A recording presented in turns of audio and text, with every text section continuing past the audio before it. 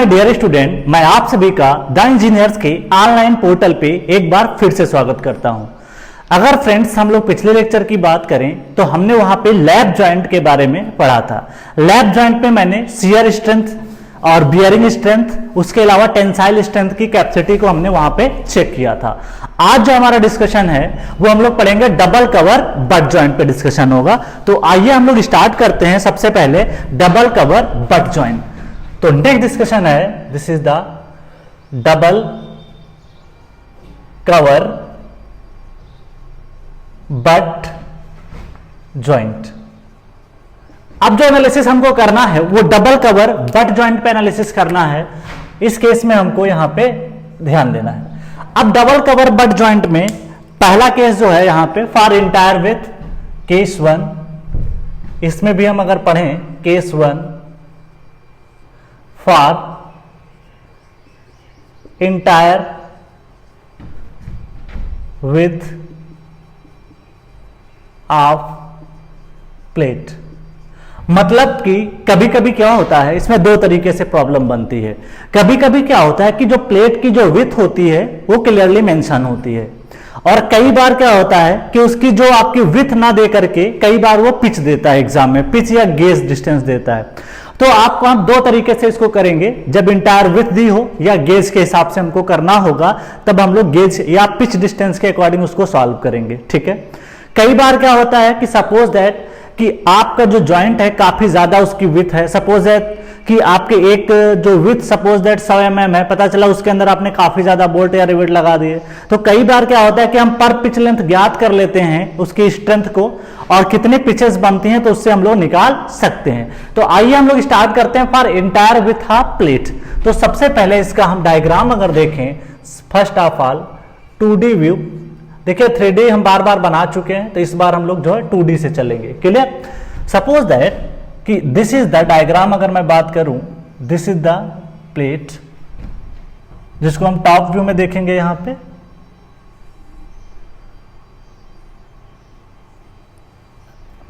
ठीक है, ये अगर हम बात करें this is the top view में अगर हम देखें तो इसके सेंट्रॉइड से जो कि है P फोर्स लगेगा, और यहां पे भी क्या है, दैट इज P फोर्स है। क्लियर?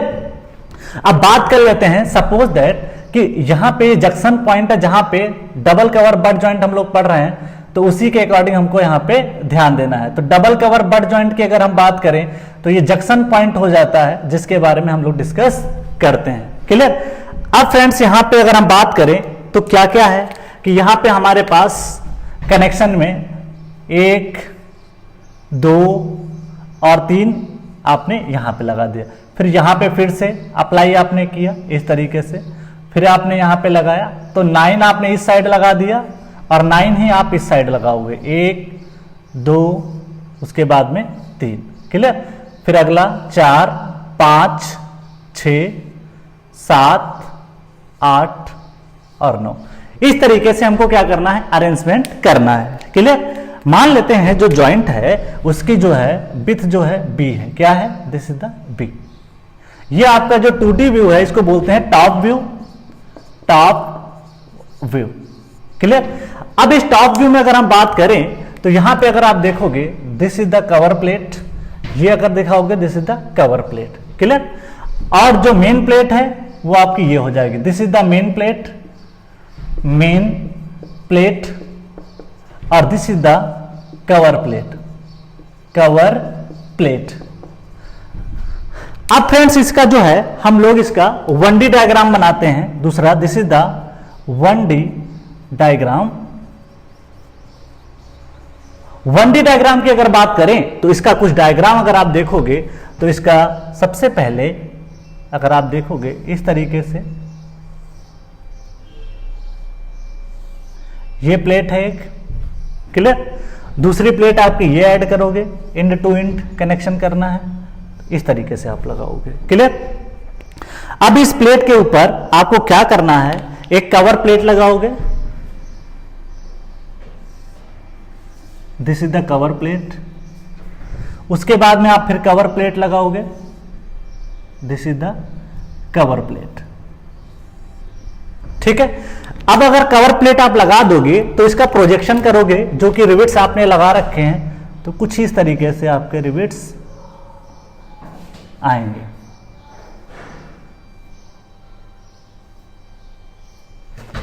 यहां पे अगर आप देखोगे तो कुछ इस तरीके से, और यहां पे भी आपके रिवेट्स आ जाएंगे। क्लियर? अब आप डायग्राम में अगर देखोगे तो इसका हेड बना दोगे, इस तरीके से आप हेड बना सकते हो इसके पोर्शन में। This is the head, this is the head. यहां पे भी हेड रहता है क्योंकि नीचे भी इसकी स्ट्रेंथ मिलने के लिए इसकी मजबूती होना चाहिए, तो इस तरीके से आप हेड इसको बना दो। क्लियर? तो इस तरीके से ज्वाइंट हो जाएगा, जिसके ऊपर जो फोर्स लगा है वो P लग जाएगा। ठीक है? ऊपर वाली जो पार्ट का प्लेट है इसे कहते हैं this is cover plate, cover plate, और this is called main plate, main plate. Suppose that कि इसकी जो थिकनेस है T1 मानते हैं, और इसको T1 मानते हैं, इसको T2 मानते हैं, और इसको जो थिकनेस है इसको हम लोग जो है T3 मानते हैं। क्या मानते हैं? T3 मानते हैं। क्लियर? इस तरीके से ये 1D डायग्राम हो गया, ये 2D डायग्राम हो गया। अब हम लोग चलते हैं स्ट्रेंथ के कैलकुलेशन पे। सबसे पहले shear strength of all the rivets, जिसको हम लोग PS बोलेंगे। क्या बोलेंगे? PS। तो PS क्या होगा? PS equal to small n time, clear, into उसकी जो परमिसिबल शियर स्ट्रेस होगी, जिसको हम डिनोट करेंगे FS, इनटू उसका शियर एरिया π/4 इनटू DH का होल स्क्वायर। इसको हम लोग कंसीडर कर लेंगे। ठीक है? This is the permissible shear stress, और ये होगा आपका शियर एरिया। शियर एरिया आएगा। अब बात कर लेते हैं यहां पे कि सिंगल शियर होगा या डबल शियर होगा। तो आप देखोगे कि यहां पे मैंने क्या डिस्कस किया था, 2 टाइम आप और मल्टीप्लाई कर दोगे तो इस तरीके से, या आप इसको यहां पे मल्टीप्लाई कर दीजिए n into this is the 2। तो आप देखोगे कि ये 2 जो है क्यों मल्टीप्लाई किया गया, तो मैं इसको लिख देता हूं 2 for double shear. Double shear, double share की वजह से क्या करना पड़ता है हमको, यहां पे जो मल्टीप्लाई करना पड़ता है वो 2, इस चीज का ध्यान दीजिएगा। और वेयर n इजकल टू, अगर n की बात करें तो n जो वैल्यू आप कंसीडर कर रहे हो वो n की वैल्यू यहां पे कितनी है, n equal to 9, not bracket में लिख सकते हो नॉट 18 नहीं लोगे। क्यों? अभी इसका रीजन आपको पता चलेगा कि जो P लोड है इसकी जो शेयरिंग हो रही है सिर्फ इस साइड में हो रही है, इस साइड में शेयरिंग नहीं होती है। ऐसा क्यों होता है इसके बारे में आपको अभी समझा देता हूं। जैसे फॉर एग्जांपल सपोज दैट ये आपकी मान लिया कुछ देर के लिए मेन प्लेट है। क्या है? मेन प्लेट है। और इसके ऊपर अगर आप देखोगे ये जो प्लेट है ये क्या है? कवर प्लेट है। कैसी है? This is the cover plate. Clear? ये क्या है आपके पास? Cover plate. ठीक है, इसको और थोड़ा सा इधर बढ़ा। ठीक है, अब मैं इसका फ्री बॉडी डायग्राम बनाता हूं। Suppose that this is the P force. Clear? ये आपने क्या किया? रिवेट्स लगा रखे हैं यहां पे। This is the rivets. इस तरीके से आपने रिवेट्स लगा रखे हैं। ठीक है, ये जॉइंट आपका है। देखिए ये कॉन्सेप्ट अगर आप समझ जाते हो तो फिर आपको दिक्कत नहीं आएगी। क्यों? क्योंकि बेसिक दिक्कत यही रहती है कि भैया 18 ले या यहाँ पे 19 ले। तो इस चीज का आपको ध्यान देना है कि यहाँ पे वैल्यू कितना कंसीडर आपको करना होगा। अब आप ये देखिए कि P लोड जब आपने लगाया तो क्या होता है कि जो फोर्स होता है P/2 इधर चला जाता है। अगर आप देखोगे this is the force value, अगर आप देखोगे दिस इज द P/2 और यहां पे भी जाएगा P/2। ठीक है, और इस जो मेन प्लेट हमारे पास है this is the main plate, यहां पे जो P की वैल्यू आएगी वो 0 आएगी। क्लियर? तो आप ये देखोगे कि जो कवर प्लेट होती है उसमें जो P/2 ट्रांसफर हो जाता है ऊपर वाले पार्ट में और P/2 नीचे वाले पार्ट में। जो मेन प्लेट है यहां पे अगर आप देखोगे इस पॉइंट पे तो आप देखोगे कि P फोर्स यहां पे क्या हो जाता है? 0 हो जाता है। लेकिन ऊपर वाले प्लेट में कितना जाता है? P/2, और नीचे वाले में कितना जाता है? P/2। तो ये कहानी आपकी यहां तक की थी अभी तक। ठीक है, इस पॉइंट की मैं बात कर रहा था। तो आप ये देखोगे कि जो P फोर्स होता है वो आप देखोगे सिर्फ यहीं तक आता है, उसके बाद कवर प्लेट में चला जाता है। ठीक है, तो इसका मतलब ये हुआ कि इसके लेफ्ट साइड में कितने बोल्ट लगे थे जो कि इस P को शेयर कर रहे थे। तो ये वाला जो P फोर्स है अगर आप देखोगे तो आप देखोगे कि ये वाला जो रिवेट है, ये वाला जो रिवेट है, ये वाला रिवेट है, 3 इसमें 3 इसमें 3 इसमें, कितना हो गया 9। इसका मतलब 9 लेना है, नॉट 18 लेना है। अब आपको पता हो गया होगा क्यों ऐसा हम लोग नहीं कर रहे। अगर सपोज दैट P यहां पे आ जाता तो आगे भी ट्रांसफर, सपोज दैट कि ये वाला P फोर्स अगर इसको ट्रांसफर हुआ होता तो हम लोग जो 18 लेते, लेकिन यहां पे मेन प्लेट में एंडिंग पे P की वैल्यू कितनी है 0 है। इस वजह से हमको क्या करना पड़ता है, वैल्यू लेना पड़ता है क्या, यहां पे 9 नॉट 18। अब बात कर लेते हैं यहां पे, this is the DH dia of rivet hole. उसके बाद में बात करते हैं FS permissible shear stress, permissible shear stress. SSC JE में 20 नंबर 30 नंबर 40 नंबर ऐसे क्वेश्चन आए हुए हैं मेंस में इसी पे। FS is the permissible shear stress, नहीं दिया है तो आप 100 मेगापास्कल मान सकते हो, एग्जाम पॉइंट ऑफ व्यू से 100 मेगापास्कल एग्जाम में अगर नहीं दिया है लेट इसको मान सकते हो। क्लियर।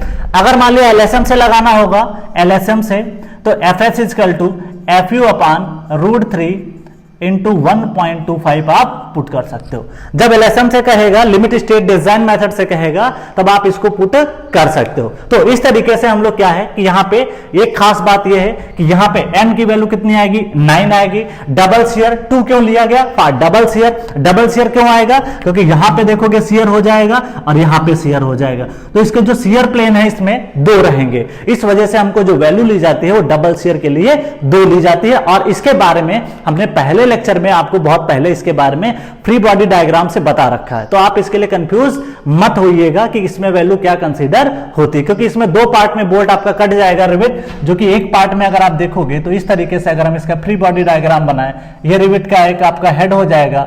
ठीक है, उसके बाद में अगर आप देखोगे ये पोर्शन बीच में अलग हो जाएगा इस तरीके से। उसके बाद नीचे मैं बना देता हूं, दिस इज द ये पार्ट। ठीक है, ये एक पार्ट आपका ये वाला हो जाएगा। क्लियर। तो आप देखोगे इस तरीके से इसमें ये P फोर्स इस पे आता है, इसको बैलेंस करने के लिए यहाँ पे आता है, सॉरी P/2 आएगा, यहाँ पे P/2 आएगा, इसको बैलेंस करने के लिए P/2 इधर जाएगा, उसके बाद P/2 इस पे लगेगा। ठीक है, उसके बाद इसको बैलेंस करने के लिए इस साइड में लगेगा, फिर इसको बैलेंस करने के लिए अपोजिट लगेगा P/2। ठीक है, तो इस तरीके से आप चीजें बैलेंस कर सकते हो। तो आप देखोगे कि यहाँ पे एक शेयर प्लेन बन रहा है, ठीक है, और एक शेयर प्लेन कहां पे बन रहा है, इस पॉइंट पे बन रहा है, जो कि ये वाला यहां पे वैल्यू आ जाए। तो इसलिए इसको डबल शेयर में कंसीडर हम लोग करते हैं। देखिए बैलेंस करना आसान है, इसके डायरेक्शन से हम लोग डिनोट करते हैं। इसका डायरेक्शन कितना जा रहा है P/2, तो P/2 मैंने यहां लगा दिया। इसको बैलेंस करने के लिए इसके अपोजिट डायरेक्शन में कितना लगेगा P/2 लगेगा, फिर इसको बैलेंस करने के लिए P/2 इधर लगेगा। ये कहानी आपको ऊपर की समझ में आ गई। सेम P/2 इधर जब लग रहा होगा तो उसको बैलेंस करने के लिए P/2 इधर लगेगा, क्योंकि बॉडी इक्विलिब्रियम में होनी चाहिए। हर पॉइंट पे हर एक पार्टिकल इक्विलिब्रियम में होना चाहिए। अगर P/2 इधर लगा है तो P/2 बैलेंस करने के लिए इधर लगेगा, फिर इसको बैलेंस करने के लिए P/2 इधर लगेगा। अब पूरा जॉइंट आप देखोगे ये वाला जो पोर्शन है किधर जा रहा है, ये राइट साइड जा रहा है, तो इसको बैलेंस करने के लिए आपको जो P फोर्स है वो कहां लगाना पड़ेगा, लेफ्ट साइड में लगाना पड़ेगा। तो आप देख सकते हो ये वाला जो फोर्स है वो बियरिंग फोर्स है, ये भी क्या है बियरिंग फोर्स है, ये भी क्या है बियरिंग है। इसको क्या बोलते हैं बियरिंग फोर्स, बियरिंग फोर्स। और मैंने बताया था विदाउट बियरिंग शेयरिंग एग्जिस्ट नहीं करता है। और ये वाला जो वैल्यू है P/2 वाला देख रहे हो, इसको क्या बोलेंगे, दैट इज कॉल्ड शेयरिंग। क्या बोलेंगे, शेयर, इसको बोल देंगे शेयरिंग। तो बियरिंग और शेयरिंग आपको समझ में आ गया होगा। अगला जो डिस्कशन हमारा है, अब हम लोग चलते हैं बियरिंग में। अभी तक ये था डबल शेयर में था, उसके बारे में हम लोग डिस्कस किए। अब हम लोग चलते हैं इसको बियरिंग में स्ट्रेंथ को कैलकुलेशन करते हैं। तो आइए सबसे पहले हम लोग स्टार्ट करते हैं। नेक्स्ट जो है वो हम लोग स्टार्ट करेंगे बियरिंग के बारे में, देखेंगे कि बियरिंग में वैल्यू कितनी आ सकती है, तो उसके बारे में हम लोग इसको डिस्कस करेंगे। बियरिंग क्या होता है, टेयरिंग क्या होता है, उसके बारे में हम लोग यहाँ पे एनालिसिस करते हैं। तो सबसे पहले हम लोग चलते हैं, इसको एनालिसिस करते हैं। सबसे पहले इसको देखते हैं बियरिंग में, देखते हैं किसमें देखते हैं, बियरिंग में देखते हैं। ठीक है, अब हम लोग देखेंगे बियरिंग में। ठीक है, अब देखो बियरिंग में कैसे देखते हैं। दूसरा पार्ट ये शेयरिंग में हो गया।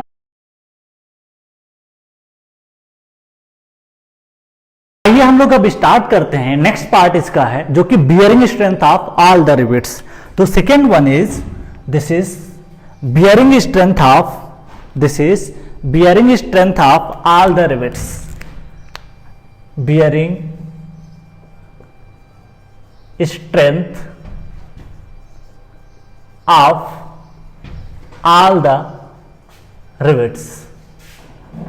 इसको डिनोट करेंगे पीबी से, डिनोट करेंगे, किससे करेंगे? पीबी से करेंगे। अब बात करते हैं यहां पे फ्रेंड्स की जो वैल्यू है वो कितना रहती है। तो यहां पे जो पीबी का फार्मूला होगा, PB equal to that is, अगर बात करें तो n times into dia of hole into T minimum into F B. Clear? अब यहां पे ध्यान देना है n इजकल टू कितना होना चाहिए? 9, ब्रैकेट में मैं लिखता हूं not 18 because P load is not transfer, is not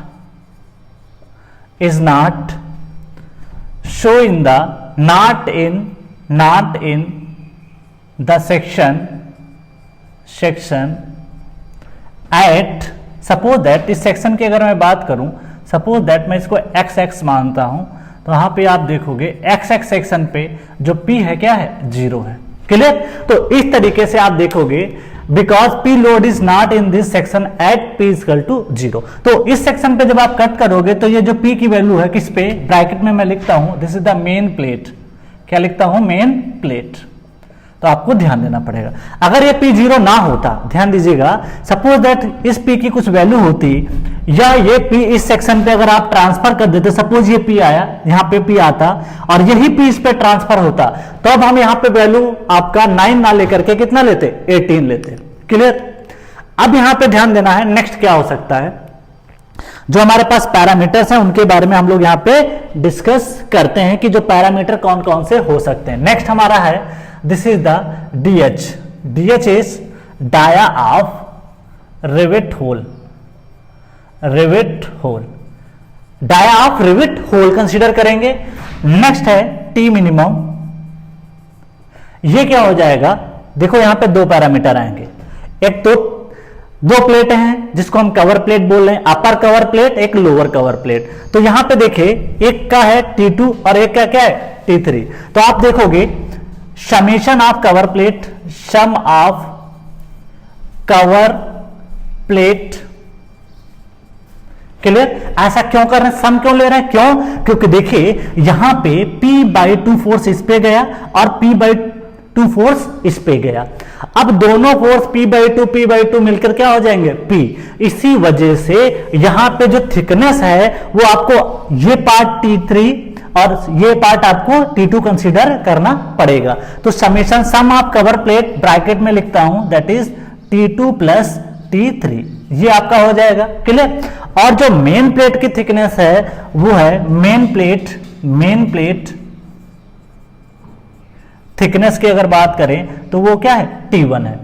इनमें से जो मिनिमम आएगी, सपोज दैट कुछ देर के लिए मान लेते हैं, सपोज दैट की जो मेन प्लेट है वो 14 mm है और ये 6 mm है और ये 6 mm है, तो 6 + 6 कितना हो जाएगा? 12 और एक है 14, उसमें से मिनिमम कौन सा होगा? आपका 12। तो आप यहां पे कंसीडर करोगे 12 mm इज द थिकनेस। तो आपको ध्यान देना है। समेशन क्यों किया? क्योंकि यहां पे जो P फोर्स आप लगा रहे हो वो P/2 इसमें शेयर हो रहा है और P/2 इसमें शेयर हो रहा है, तो इस वजह से थिकनेस को भी क्या करना पड़ेगा? आपको जोड़ना पड़ेगा, क्योंकि उसके समेशन से ही आप देखोगे कि जो फेल्योर अकर होता है, तो आप देखोगे फेल्योर जो अकर होता है उसमें जो रजिस्टिंग पावर आप देखोगे कवर प्लेट की भी आती है और आपकी किसकी आती है? नीचे वाली प्लेट की भी आती है, लेकिन मेन प्लेट आपका नहीं आता है। कहां पे?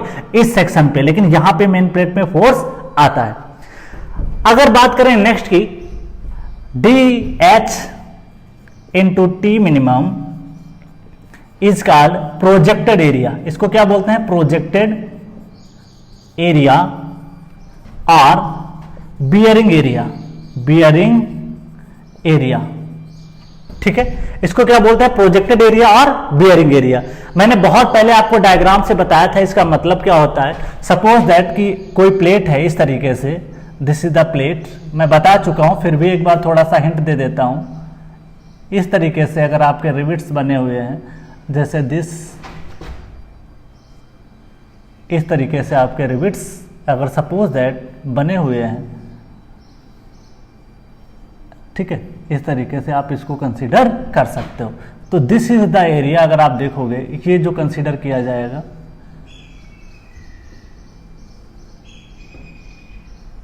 ये पार्ट आपका आ जाएगा, ठीक है, दिस पार्ट और दिस पार्ट आप इस तरीके से कंसीडर कर सकते हो। ये जो पार्ट आएगा this is the bearing area, bearing area जिसको प्रोजेक्टेड एरिया भी बोलते हैं, इसकी वैल्यू DH रहेगी, दिस इज द DH, और इसकी जो थिकनेस है प्लेट की वो कुछ इस तरीके से आप लोगे, this is the T, clear, this is the DH, this is the DH। आप क्या देखोगे कि जो भी रिविट है या जो भी बोल्ट आपका रहेगा, इस ज्वाइंट पे अगर आप देखोगे, सपोज दैट कि ये रिविट है और ये रिविट इस पे क्या करेगा, दबाव लगाएगा, ठीक है। जब दबाव लगाएगा तो आप देखोगे इसके ये वाला जो साइड का एरिया होगा that is called bearing area.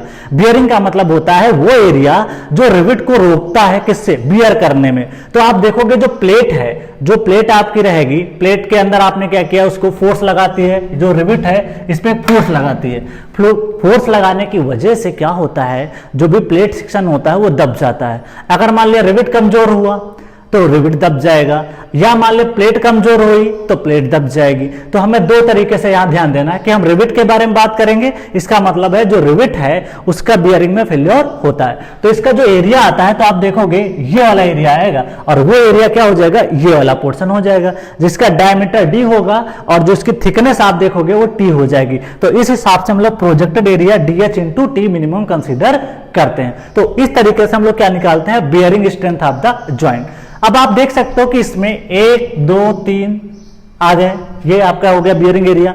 ऐसे आप देखिए यहां पे कि आपके पास 1 2 3 4 5 6 7 8 9 इस तरीके से 9 है। इस साइड में कितने हैं, 9।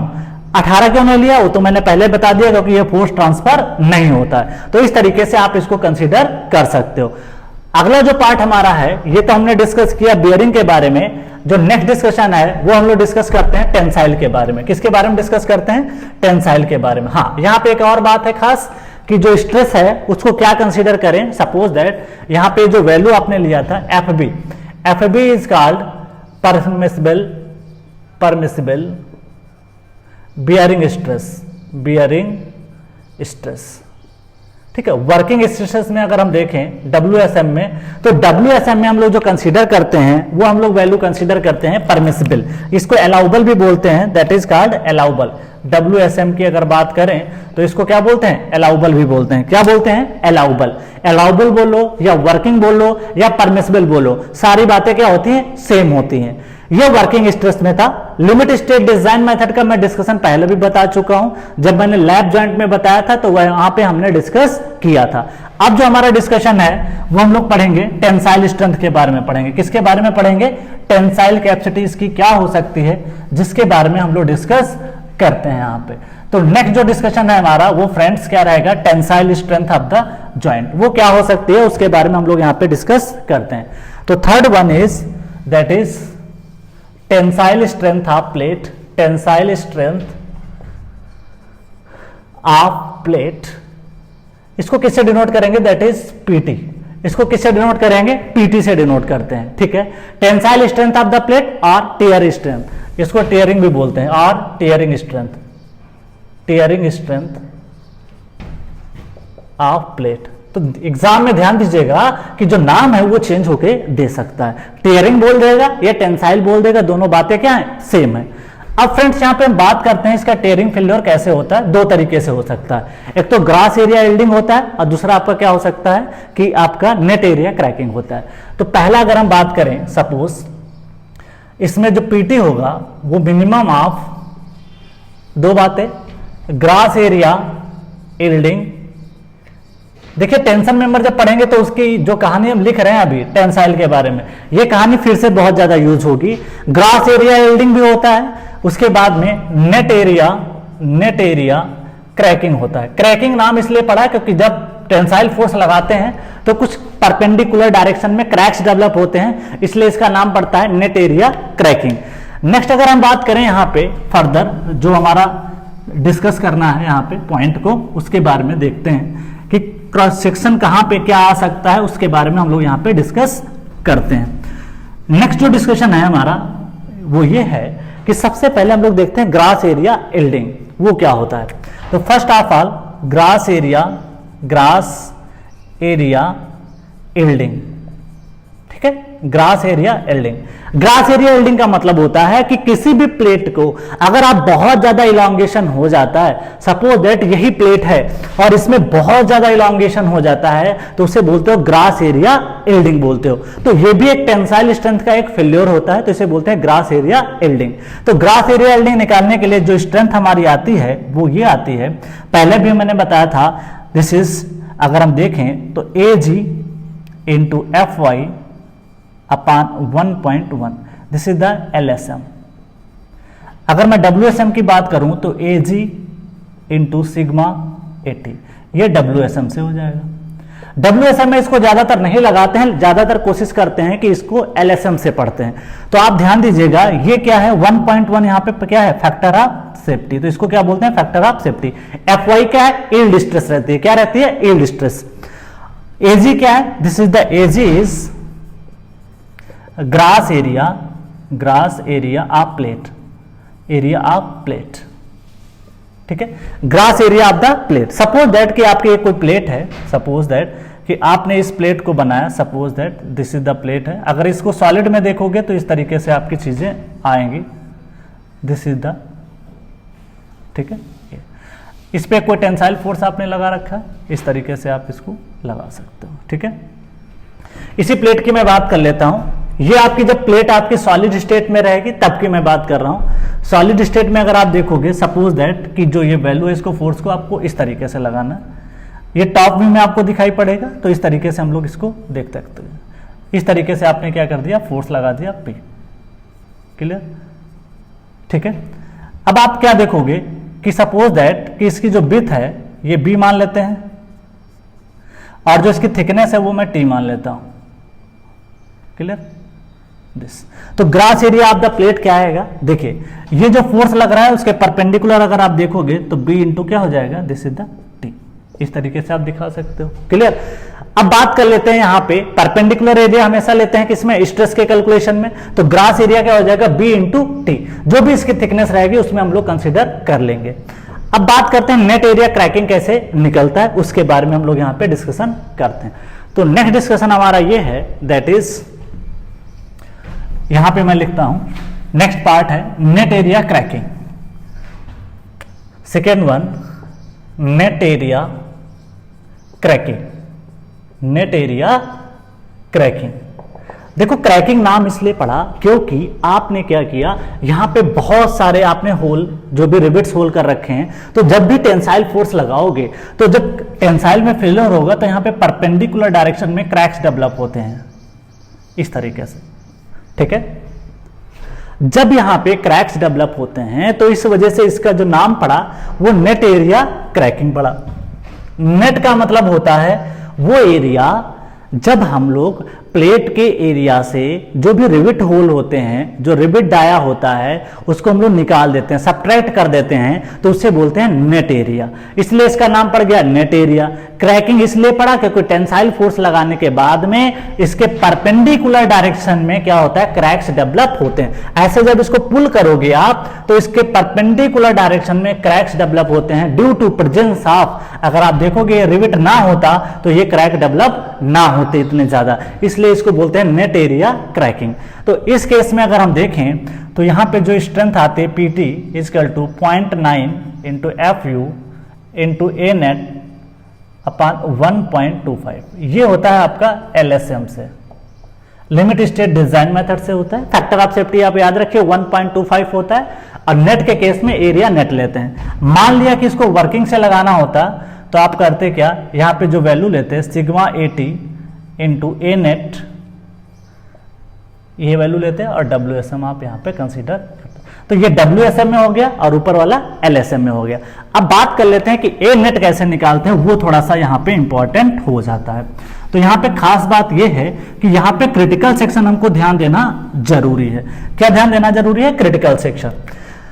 देखिए यहाँ पे जो नेट एरिया लिया जाता है, कोई जरूरी नहीं कि क्रॉस सेक्शन आपका यहां से फेल करे, कोई जरूरी नहीं कि यहां से फेल करे। इसके लिए आपको डिसीजन करना पड़ेगा ये कि आपका जो रिविट है उसका क्रिटिकल सेक्शन टेंसाइल के केस में कहां पे आता है। क्रिटिकल सेक्शन का मतलब होता है कि कहां से फेल्योर होने के चांसेस सबसे ज्यादा होते हैं, इसे बोलते हैं क्रिटिकल सेक्शन। तो ये भी हमारे लिए थोड़ा सा इंपॉर्टेंट हो जाता है, जिसके बारे में हम लोग डिस्कस करते हैं। देखिए भाई, यहां पे अगर मैं बात करूं, सपोज दैट कि यहां पे जो है this is the B, this is the B, ठीक है। Suppose that this is the thickness, जिसको मैं क्या बोल रहा हूं, टी। क्लियर। अब आप क्या देख सकते हो, यहां पे जो भी हम कंसीडर कर रहे हैं वैल्यू को, ऐसा प्लेट थी आपके पास, कुछ इस तरीके से आपने प्लेट बना रखा था, इसको डॉट डॉट करके हम इधर मिला रहे हैं, ठीक है, समझने के लिए। अब बात कर लेते हैं हम लोग नेट एरिया कैसे निकलता है। तो पहले हम लोग देखते हैं क्रिटिकल सेक्शन क्या होता है, उसके बारे में डिस्कस करते हैं। तो पहला है critical section for, critical section for main plate, main plate. ये लाइन थोड़ा सा इंपॉर्टेंट है। पहले हम लोग देखते हैं कि जो मेन प्लेट है, ये आपकी मेन प्लेट है और ये आपकी क्या है, कवर प्लेट है। तो मेन प्लेट के लिए हम लोग थोड़ा सा चेक कर लेते हैं कि क्रिटिकल सेक्शन कौन सा आएगा। तो सबसे पहले यहाँ पे इसका फ्री बॉडी डायग्राम बनाते हैं, वहां से आपको चीजें क्लियर हो जाएंगी। देखिए ये क्या है, ये आपके पास हो गई, ये आपकी मेन प्लेट हो गई, क्लियर। उसके बाद आपने क्या कर रहे हो, यहाँ पे ये आपने लगा रखा क्या, कवर प्लेट लगा रखा है, this is the cover plate, clear. अब आप देखोगे कि यहां पे अगर मैं क्रॉस सेक्शन को, सपोज दैट कि क्रॉस सेक्शन को मैं जो कंसीडर कर रहा हूं, सपोज दैट यहां पे मैंने कंसीडर किया, दिस इज द, मान लेता हूं एक्स एक्स कुछ देर के लिए, ठीक है। तो मैंने क्या किया, इस एक्स एक्स को मैंने यहां पे डिनोट किया, this is the x x, ठीक है। इस पे जो कोई फोर्स लगेगा, सपोज दैट कि इस पे जो फोर्स आप लगा रहे हो, सपोज दैट ये पी फोर्स आपने टेंसाइल लगा रखा है, तो क्या होगा, यहां पे जो फोर्स ट्रांसफर होगा, यहां पे अगर आप देखोगे this value P equal to 0, और यहां पे जो वैल्यू आएगी वो P इजकल टू क्या होगी, 0। लेकिन यहां पे जो फोर्स जाएगा, ये वाला जो फोर्स आप देख रहे हो, ये फोर्स क्या जाएगा, this is the P force. क्या देखा, यहां से एक खास बात ये पता चल गई कि जो मेन प्लेट है उसका जो क्रिटिकल सेक्शन होगा वो इस पॉइंट पे होगा, यहां पे जो भी आपने बोल्ट कंसीडर कर रखे हैं, ठीक है। क्यों ऐसा हुआ, क्योंकि जो पी फोर्स लग रहा था वो अभी ट्रांसफर नहीं हुआ है कवर प्लेट में। अभी जितना भी फोर्स है वो सब कहां पे, मेन प्लेट में है, अभी कवर प्लेट में वो फोर्स नहीं गया है। क्यों, क्योंकि अभी हमने क्रॉस सेक्शन को कहां पे कंसीडर किया है, इसके जस्ट पड़ोस में टच किया है। लेकिन यही जब मैं यहां पे टच करूंगा या कट करूंगा क्रॉस सेक्शन को, तो आप देखोगे कि सारा का सारा पी फोर्स P/2 इसमें, P/2 इसमें ट्रांसफर हो जाता है। तो इस तरीके से आप देखोगे कि यहां पे P equal to 0, P equal to 0। तो critical section from the above ABD, from the above free body diagram, इसको बोलते हैं from the above FBD free body diagram, the critical section for main plate, the critical section for main plate, the critical section for main plate. यहां पे मैं एक नाम दे देता हूं, इसको 1-1 कर लो, 1-1 नाम दे दो, ज्यादा बेटर रहेगा। यहां पे भी मैं 1-1 इसको बोल देता हूं। Critical section for main plate is 1-1, the critical section for main plate is 1-1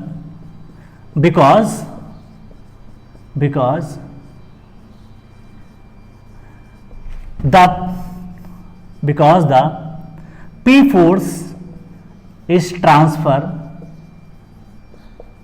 only in main plate,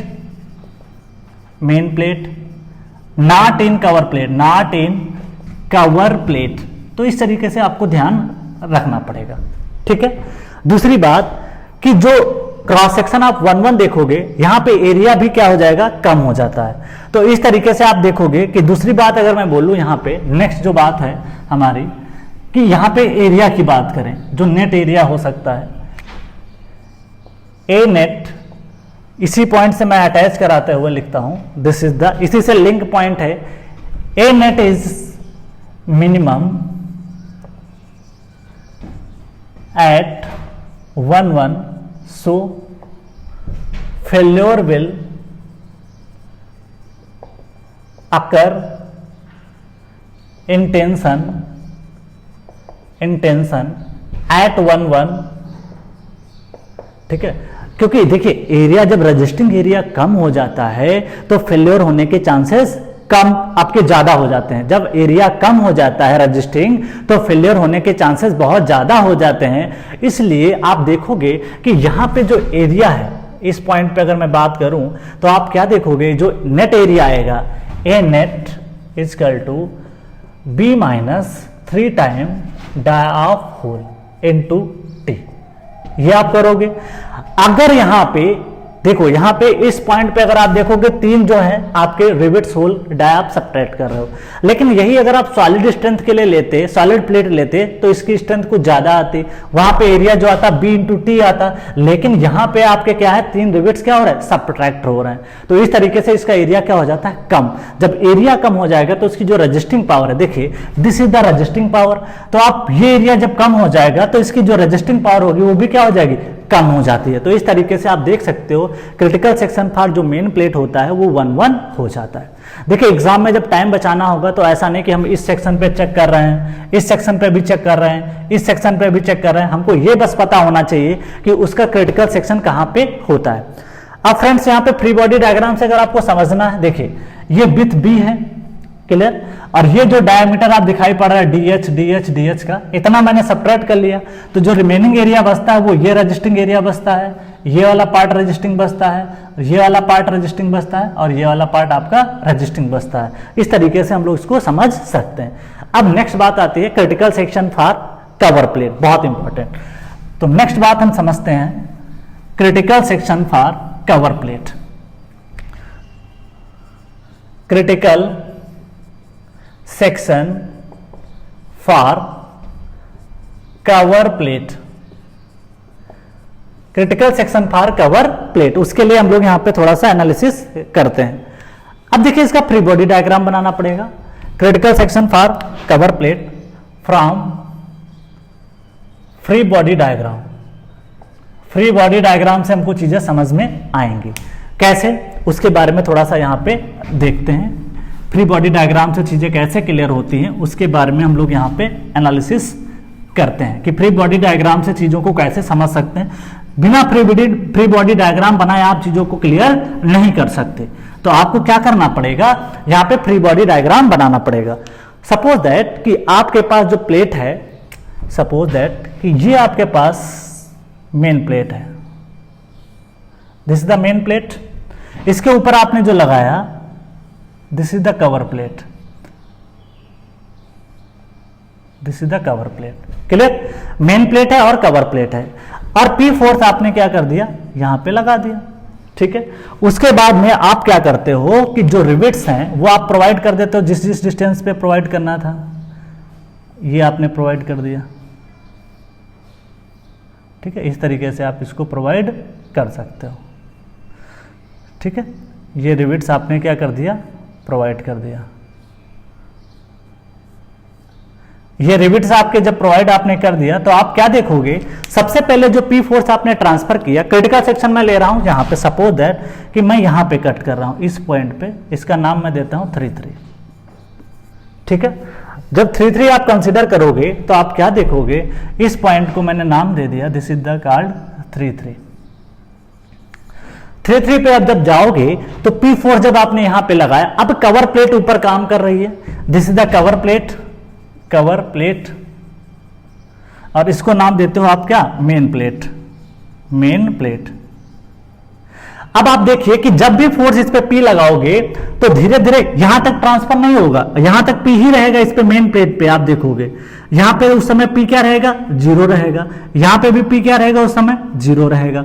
लेकिन जैसे जैसे आप इधर बढ़ते चले जाओगे इस डायरेक्शन में तो क्या होगा, जो यहां पे पी था वो धीरे धीरे इसमें ट्रांसफर होगा, यहां ट्रांसफर होगा, तो यहां पे जो फोर्स आता है वो P/2 आता है, और यहां पे भी क्या आता है, P/2 आता है। लेकिन जब आप देखोगे जो आपकी मेन प्लेट है, मेन प्लेट पे जो फोर्स आता है this is the P=0।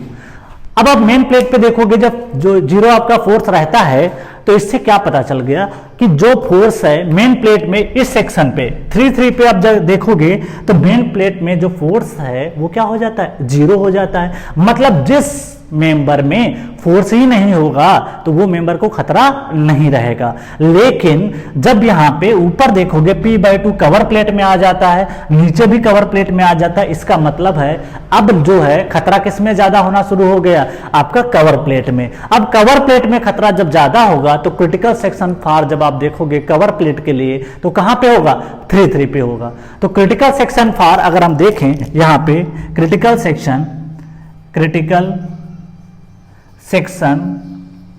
For main plate हमने लिख रखा है, critical section for main plate at 3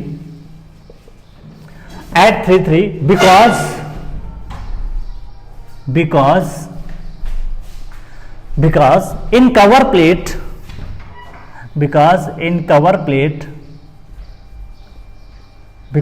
cover plate आप देखोगे because in cover plate the force is P/2 in upper and P/2 in lower plate. ठीक है, कवर प्लेट में क्या होता है, P/2 फोर्स होता है, लोअर प्लेट जो कवर प्लेट रहती है उसमें भी कितना रहता है, P/2 रहता है। सो मेन प्लेट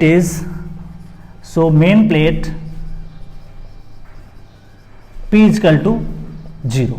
जो मेन प्लेट रहती है उसमें P = क्या रहता है, 0 रहता है। तो इस तरीके से हम लोग उसको चेक कर सकते हैं। अब इससे क्या होगा, सपोज मुझे यहां पे A नेट जब निकालना पड़ेगा तो A नेट से क्या होगा, A नेट अगर देखोगे इस सेक्शन पे क्या होगा, A नेट में अगर आप देखोगे तो इस सेक्शन को कट करोगे आप और यहां पे क्या कंसीडर करोगे, यहां पे जो वैल्यू आएगी अगर आप इस सेक्शन पे देखोगे B-3 टाइम। अब हम लोग बात करेंगे यहां पे P = 0 आया। अब हम लोग बात करेंगे इसका नेट एरिया कैसे निकालते हैं। तो क्रिटिकल सेक्शन एट 3 पे अगर हम देखें तो नेट एरिया अगर हम बात करें इस पॉइंट के आसपास में, अगर आप देखोगे इसके जस्ट पड़ोस की अगर हम बात करें, क्रिटिकल सेक्शन मैंने 3 पे माना, तो यहां का जो एरिया अगर आप लोगे A नेट लोगे तो A net = that is B आएगा -3 time DH into T consider करोगे। क्यों? क्योंकि इस सेक्शन पे अगर आप देखोगे तो आप इसके लाइन में आप ऊपर जाइए, जस्ट इसके ऊपर जाएंगे अगर आप इसके पड़ोस में तो आप देखोगे कि यहां पे जो है आपके पास कितने वोल्ट्स हैं, वो आपके रिविट्स 3 रहते हैं। तो नेट एरिया में आप क्या करोगे, 3 रिविट्स को वहां पे होल को डाया को सब्ट्रैक्ट कर देते हो, तो नेट एरिया आपका वहां पे पता चल जाता है। तो आप देखोगे कि जब भी हमें क्रिटिकल सेक्शन पता करना हो कि खतरा सबसे ज्यादा कहां पे रहता है तो मेन प्लेट के लिए आपका 1-1 पे आएगा क्रॉस सेक्शन, और जो अगर आप कवर प्लेट के लिए बात करोगे तो इसके साथ में आपका जो ये वाला रिविट होगा इसके आसपास खतरा सबसे ज्यादा रहेगा in case of double cover butt joint. अब हम लोग बात कर लेते हैं, ये तो था आपका फ्री बॉडी डायग्राम से हमने देखा कि क्रिटिकल सेक्शन क्या हो सकता है। नेक्स्ट जो बात है इसमें से जो हमने अभी तक निकाला, स्ट्रेंथ क्या होगी इसकी। स्ट्रेंथ में अगर हम बात करें तो इसमें से सबसे पहले खास बात यह ध्यान देना है कि जो भी आपने निकाला शियर में, बियरिंग में और टियरिंग में, उसके बाद में आप देखोगे क्या कि जो आपको लीस्ट वैल्यू होगी उसको आप कंसिडर करोगे। तो सबसे पहले अगर हम बात कर लें कि इसमें शियर में, बियरिंग में और टियरिंग में, तो उसमें से हम कैसे कंसिडर करते हैं। बाकी जो क्वेश्चंस हम लोग करेंगे कन्वेंशनल तो वहां से आपको बहुत ज्यादा क्लियरिटी आएगी, क्योंकि देखिए क्वेश्चन से हमको और चीजें सीखने को मिलती हैं, तो हम लोग वहां से क्वेश्चंस को टैकल करेंगे तो ज्यादा क्लियरिटी आएगी। तो जो अगला पार्ट हमारा रहेगा उसमें हम लोग डिस्कस करते हैं कि स्ट्रेंथ ऑफ द जॉइंट क्या होता है। तो स्ट्रेंथ ऑफ द जॉइंट अगर हम बात करें, strength of the joint is equal to minimum of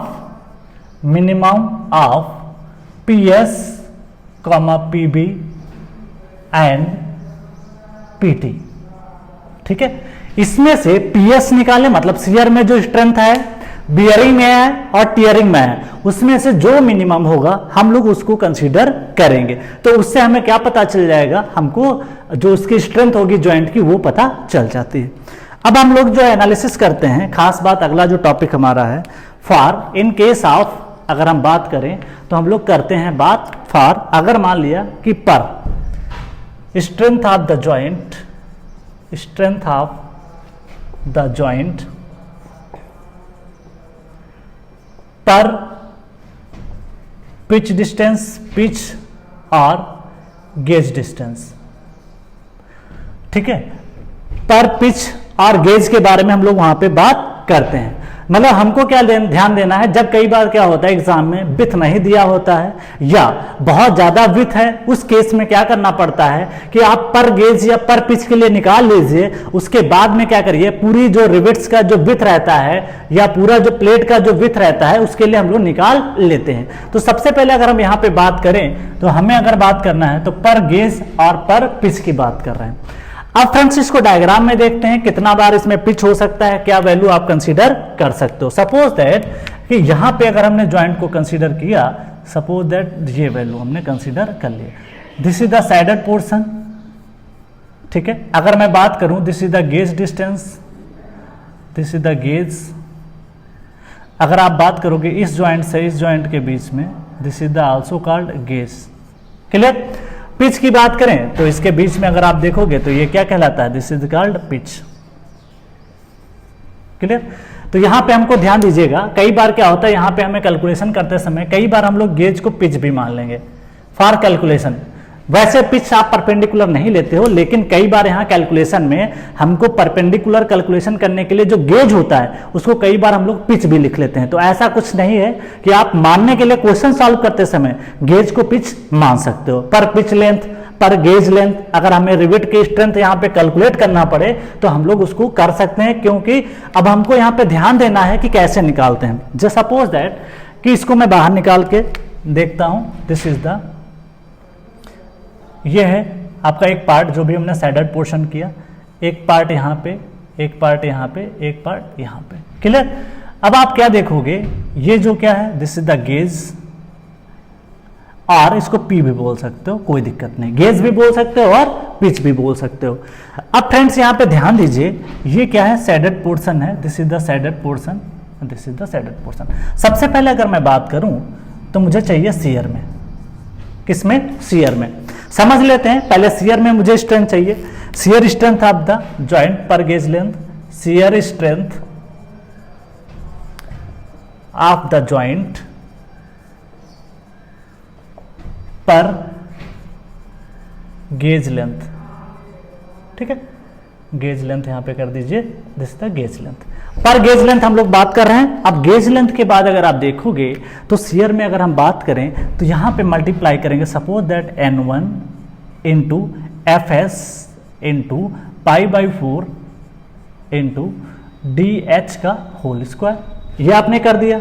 दूसरी बात, अगर ये डबल शियर हमारा ये जो जॉइंट चल रहा है इसको एक नाम दे दीजिएगा यहाँ पे डबल कवर बट जॉइंट। अगर वो सिंगल कवर होगा तो सिंगल के हिसाब से बात करेंगे, तो हम लोग अभी डील जो कर रहे हैं वो डबल कवर डील कर रहे हैं, तो डबल कवर बट जॉइंट, ध्यान दीजिएगा, डबल कवर बट जॉइंट, इसके बारे में हम लोग यहाँ पे डील कर रहे हैं। अब डबल कवर बट जॉइंट रहता है तो आपको पता है कि ये जो भी रिवेट रहता है वो डबल शियर में रहता है। जब डबल शियर में रहेगा तो आप 2 से क्या कर दोगे, मल्टीप्लाई, तो PS इक्वल टू जो वैल्यू निकल के आ जाती है वो आपकी निकल जाती है, दिस इज द वैल्यू, ठीक है। N1 equal to here the 3, bracket में लिखता हूं नॉट 6, नॉट 6।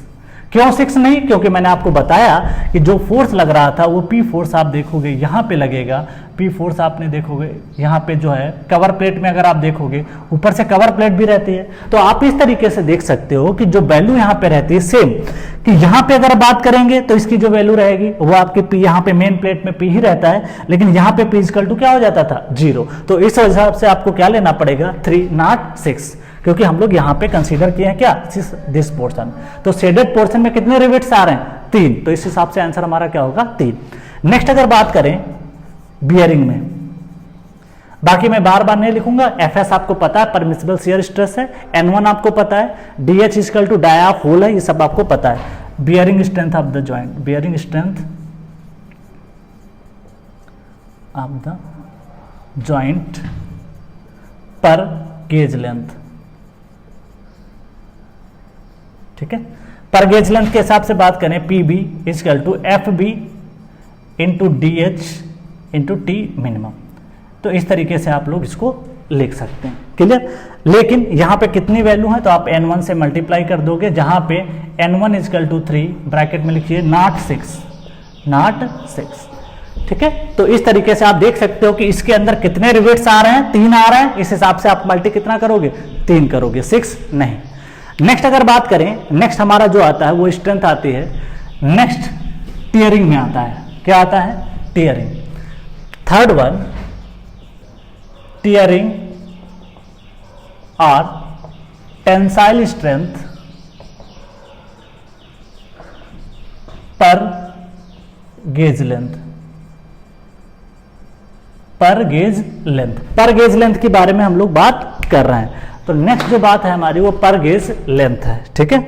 नेक्स्ट में अगर हम बात करें यहां पे तो कैसे निकाल सकते हैं, देखिए यहां पे PT equal to minimum of gross area yielding, gross area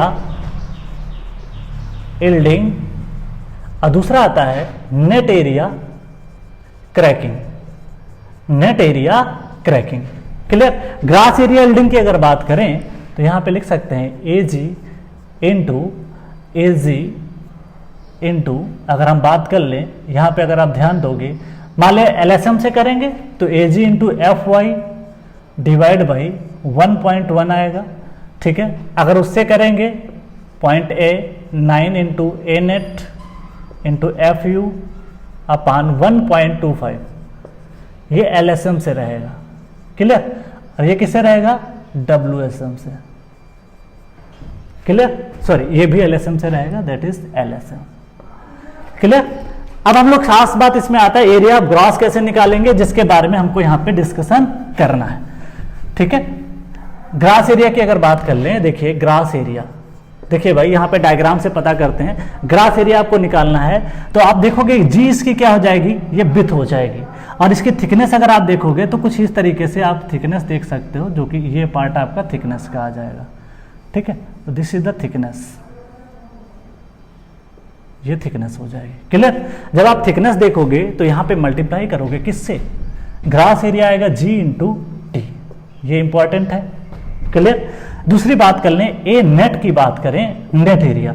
अब नेट एरिया आप किसके लिए चेक कर रहे हो, प्लेट के लिए बात कर रहे हो, क्रिटिकल सेक्शन कवर प्लेट की बात कर रहे हो, या मेन प्लेट की बात कर रहे हो।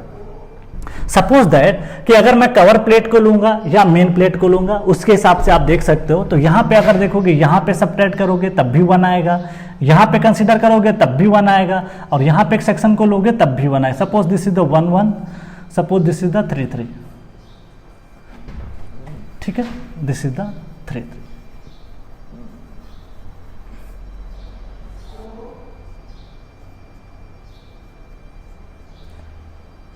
ठीक है। ये क्या हो जाएगा 3 3। अब आप देखोगे कि दिस इज द 3 3, ठीक है। जब 3 3 पे देखोगे तो जो अगर नेट एरिया की बात करें तो इस वाले सेक्शन पे अगर आप देखोगे तो नेट एरिया यहां पे कई प्रकार से हो सकता है। सपोज दैट कि मैं नेट एरिया 1 1 पे बात कर रहा हूं तो G माइनस क्या हो जाएगा, D इंटू थिकनेस हो जाएगा। लेकिन ए नेट अगर मैं यहां पे 3 3 सेक्शन पे बात करूंगा तो G minus D dia of hole into thickness आ जाएगा। तो चाहे आप 1 1 पे बात कर लीजिए या 3 3 पे बात कर लीजिए, दोनों के केस में जो आपका क्रिटिकल सेक्शन आएगा वो सेम आता है। क्यों? क्योंकि दोनों के केस में क्या है, यहाँ पे एरिया क्या रहता है, सेम।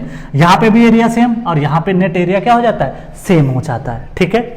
अब हम लोग फ्रेंड्स बात करते हैं इसकी स्ट्रेंथ क्या होगी। स्ट्रेंथ क्या होगी, मिनिमम ऑफ तीनों जो भी आपने अभी तक कंसीडर किया, शियरिंग, बियरिंग और टियरिंग में। तो आप क्या करोगे, सबसे पहले जो भी नेट एरिया आएगा और जो भी ग्रास एरिया आएगा सीधे जाकर के आप यहाँ पे पुटअप कर दोगे और आपका आंसर निकल जाता है। तो आप ध्यान दीजिएगा कि यहाँ पे अभी तक हमने LSM से बात किया, अगर मुझे WSM से बात करना होता तो WSM में मैं सीधे लिख सकता था दोनों बातों को। कैसे, WSM को अगर लिखना होता तो AG इंटू सिग्मा AT लिख देते, दूसरा क्या लिखते, ए नेट लिखते इंटू क्या लिख सकते थे, ए नेट इंटू सिग्मा AT, ठीक है। तो ये हो जाता है आपका WSM में और ये भी क्या हो जाता है WSM, वर्किंग स्ट्रेस मेथड में। बस कुछ नहीं चेंज होगा, जहां पे स्ट्रेसेस हैं जो अल्टीमेट पॉइंट, जब LSM से बात करते हैं तो वहां पे अल्टीमेट का पॉइंट आ जाता है, लेकिन नेट एरिया और ग्रास एरिया कोई भी चेंज नहीं होता है। तो कई बार एग्जाम में यही क्वेश्चन आ जाता है कि नेट एरिया क्या होता है। नेट एरिया ये मतलब होता है कि जब भी हम प्लेट में से जो भी उसकी विड्थ होती है उसमें से डाया ऑफ रिवेट को सब्ट्रैक्ट कर देते हैं तो उसे हम कहते हैं नेट एरिया। क्या कहते हैं? Net area. तो नेक्स्ट जो डिस्कशन हमारा है वो काफी ज्यादा भी इंपॉर्टेंट है, जो कि हमारे लिए इंपॉर्टेंट है।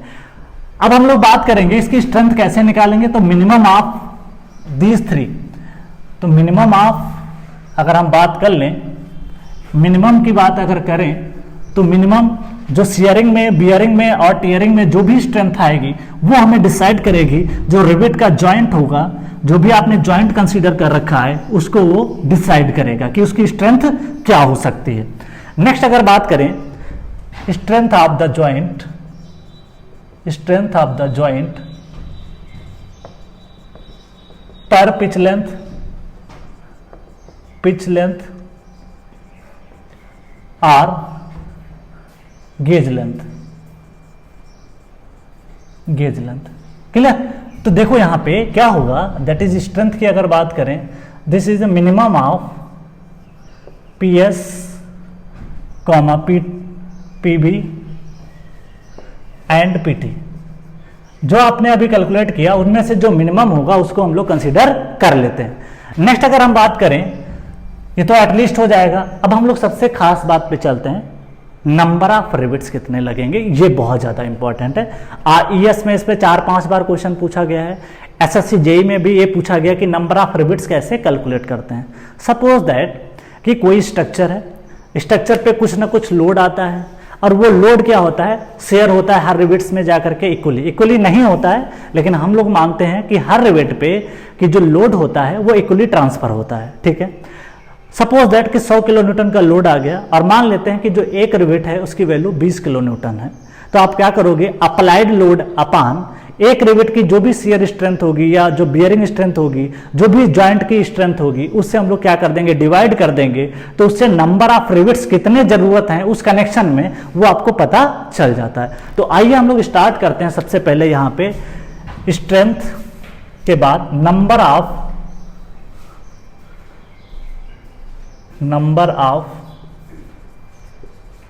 Rivets, number of rivets in the joint. बहुत इंपॉर्टेंट है, बहुत अच्छे अच्छे क्वेश्चन आए हैं, उसके बारे में हम लोग यहां पे डिस्कशन करते हैं। Number of rivets in the joint. ठीक है, number of rivets in the joint अगर हम बात करें तो क्या हो जाता है कि कई बार देखो यहां पे, जैसे नंबर ऑफ रिवेट्स की अगर हम बात करें तो कैसे निकलेंगे, दैट इज N से डिनोट कर रहे हैं, कैपिटल N से, that is applied load, applied load upon, applied load upon minimum of PS comma PB and PT। इसमें से जो शियर स्ट्रेंथ, बियरिंग स्ट्रेंथ और जो टियरिंग स्ट्रेंथ होता है उससे आप जो मिनिमम होगा उससे आप क्या कर दोगे, डिवाइड। R इसको क्या लिख सकते हो, R N equal to applied load, जिसको हम लोग अभी तक क्या बोलते आ रहे हैं, दैट इज कैपिटल P बोल रहे हैं। अभी तक क्या बोल रहे थे, कैपिटल P अपान रिवेट वैल्यू, अपान रिवेट वैल्यू। रिवेट वैल्यू का मतलब होता है मिनिमम ऑफ, रिवेट वैल्यू को अगर मैं बोलूं तो यहां पे लिख सकता हूं, जहां where rivet value equal to minimum of PS and PB। जो भी रिवेट रहेगा उसकी शियरिंग में, बियरिंग में जो भी स्ट्रेंथ निकल के आती है उसमें से जो मिनिमम वैल्यू होती है उसे बोलते हैं रिवेट वैल्यू। और रिवेट वैल्यू से अगर हम डिवाइड कर देंगे तो हमें यह पता चल जाएगा कि उसमें कितने नंबर ऑफ रिवेट्स की जरूरत होती है कनेक्शन में, वो हमें पता चल जाता है।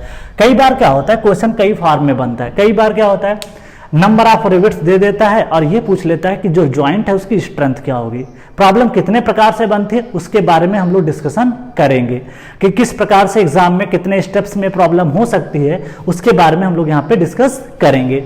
रिवेट वैल्यू की बात कर ली है, अप्लाइड लोड। अब एक खास बात यह कि अगर अप्लाइड लोड वर्किंग में सॉल्व करना चाहते हो, वर्किंग स्ट्रेस मेथड से सॉल्व करोगे तो आपको लोड को है वर्किंग लोड रखना पड़ेगा। लेकिन सपोज दैट कि अगर आपने इसको वर्किंग में करोगे, वर्किंग स्ट्रेस मेथड, इसको WSM बोल सकते हो, तो आप जो लोड कंसीडर करोगे वो P लोगे। लेकिन वही LSM से जब लोगे तो उसको PU लेना पड़ेगा, जिसको कहते हैं अल्टीमेट लोड। अल्टीमेट लोड क्या होता है? फैक्टर ऑफ सेफ्टी मल्टीप्लाई करना पड़ेगा 1.5 times P, that is PU। इस तरीके से आप लोग निकाल सकते हो। ठीक है, तो ध्यान देना है कि अगर आप क्वेश्चन को LSM से करोगे, लिमिट स्टेट डिजाइन मेथड से करोगे, तो लोड भी आपको जो कंसीडर करना पड़ेगा वो अल्टीमेट लोड लेना पड़ेगा। ठीक है, लेकिन जब वर्किंग स्ट्रेस से करोगे तो जो लोड लोगे वो P की जो वैल्यू आएगी वो सीधे आप P रख दोगे, जिसमें कोई फैक्टर ऑफ सेफ्टी मल्टीप्लाई नहीं होगा, जिसको ब्रैकेट में आप लिख सकते हो WSM से इसको कंसीडर करते हैं। तो कई बार एग्जाम में क्या होता है, जब हम क्वेश्चन करते हैं, मेथड तो हमने अप्लाई कर दिया LSM से, लेकिन ध्यान नहीं दिया, शुरुआत में लोड दिया था 50 और 1.5 का जो मल्टीप्लिकेशन है वो आप भूल गए। तो 1.5 का जब 50 से मल्टीप्लाई करोगे तो आंसर आएगा 75। तो आप देखोगे कि पूरी प्रॉब्लम आपकी गलत हो जाएगी। तो आपको क्या फोकस करना है कि जो मेथड है वो डिसाइड करना है एग्जाम में। अगर वो मान लिया WSM से पूछा तब तो कोई दिक्कत नहीं, लेकिन अगर उसने एग्जाम में LSM से पूछा है तो ये छोटी सी बात आपके नंबर कट सकते हैं, आपके 4 से 5 नंबर उसमें कट हो सकते हैं। इसलिए ध्यान देना है कि जो फैक्टर ऑफ सेफ्टी होता है लोड के लिए वो काफी ज्यादा इंपॉर्टेंट हो जाता है। और बेसिक क्लास में मैंने इसको भी डिस्कस किया है कि dead load plus live load के लिए 1.5 फैक्टर ऑफ सेफ्टी आता है। अब फ्रेंड्स हम लोग बात करते हैं, जो अगला जो टॉपिक हमारा है वो ये है। ये तो हमने डिस्कस किया नंबर ऑफ रिविट्स। अब हम लोग डिस्कस करते हैं इफिशियंसी के बारे में डिस्कस करते हैं। किसके बारे में डिस्कस करते हैं? इफिशियंसी के बारे में। वो काफी ज्यादा इंपॉर्टेंट टॉपिक हो जाता है, जिसके बारे में हम लोग यहाँ पे डिस्कस करते हैं। जो अगला टॉपिक है वो है हमारा इफिशियंसी, जो कि लास्ट टॉपिक है इफिशियंसी। इसके अलावा कुछ चीजें और भी डिस्कस करेंगे जो कि अगले लेक्चर में आएंगी। तो पहले हम लोग इफिशियंसी डिस्कस करते हैं और कुछ एक छोटा सा फार्मूला है उसके बारे में डिस्कस करते हैं। तो फ्रेंड्स सबसे पहले स्टार्ट करते हैं efficiency of riveted joint. Efficiency of the riveted joint ये क्या होता है? देखो इफिशियंसी क्या होती है उसके बारे में थोड़ा सा समझ लेते हैं।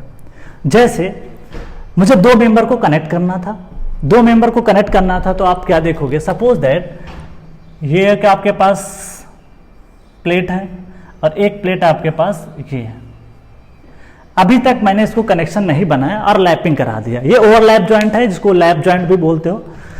अब आप इसके ऊपर फोर्स लगाओगे, P फोर्स, सपोज दैट आपने इस पे अप्लाई कर दिया। जब P फोर्स लगाओगे, लेकिन अगर अभी तक आपने रिवेट नहीं लगाया होगा तब तक ये कोई स्ट्रेंथ नहीं ले पाएगा। आप इसको पुल करोगे तो ये जॉइंट क्या होगा, नीचे का जो जॉइंट होगा अगर आप देखोगे तो इस तरीके से आप इसको बना सकते हो।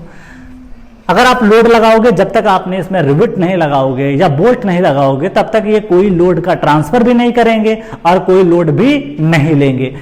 लेकिन जब इसको प्रॉपर आप जॉइंट बना दोगे, प्रॉपर जॉइंट का मतलब कि अभी तक कुछ नहीं, अभी ये सॉलिड प्लेट है, दोनों मेन प्लेट है और आपका लैप जॉइंट है। ये कैसा है? This is the lap joint. ठीक है, अभी ये कनेक्शन नहीं बना है। कनेक्शन कब बनेगा? जब आप इसमें रिवेट या बोल्ट लगाओगे, तभी जाकर के आप उसकी इफिशियंसी निकाल सकते हो। ठीक है, अब हम सपोज यहां पे सबसे पहले बात कर लेते हैं। दिस इज द, आपने यहां पे क्या कर दिया, लगा दिया रिवेट वगैरह। ये आपने क्या कर दिया, रिवेट लगा दिया। क्लियर? रिवेट अगर आप लगा दोगे यहां पे, जब आप रिवेट कंसीडर कर लोगे तब आपका एक प्रॉपर जॉइंट बन जाएगा। क्या बन जाएगा? प्रॉपर जॉइंट बन जाएगा। तब अब हम लोग इफिशियंसी का डिस्कशन यहां पे कर सकते हैं, अभी तक नहीं कर सकते थे। अब हम लोग क्या कर सकते हैं, इसका डिस्कशन कर सकते हैं। क्यों? क्योंकि जब तक जॉइंट नहीं बनेगा किसी चीज का तब तक आप उसकी इफिशियंसी के बारे में बात नहीं कर सकते। इसलिए अब हमको बात करना पड़ेगा इफिशियंसी ऑफ द जॉइंट। ये क्या होता है? इफिशियंसी ऑफ द जॉइंट ये होता है, this is the strength of the joint. Strength of the joint, strength of the joint का मतलब क्या होता था? मिनिमम ऑफ, इसका मतलब क्या होता है, minimum value of P S comma P B and P T divide by strength of solid plate, strength of the solid plate.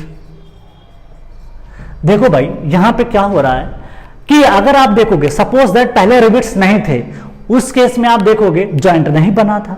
इसका मतलब है कि आपका जो इनपुट है वो strength of the solid plate है, क्योंकि इफिशिएंसी क्या होता है, आउटपुट अपॉन इनपुट। इफिशिएंसी कुछ नहीं होता है, that is output upon input, output upon input होता है। इनटू 100 से मल्टीप्लाई कर देते हैं तो मुझे क्या पता चल जाता है, इफिशिएंसी पता चल जाती है।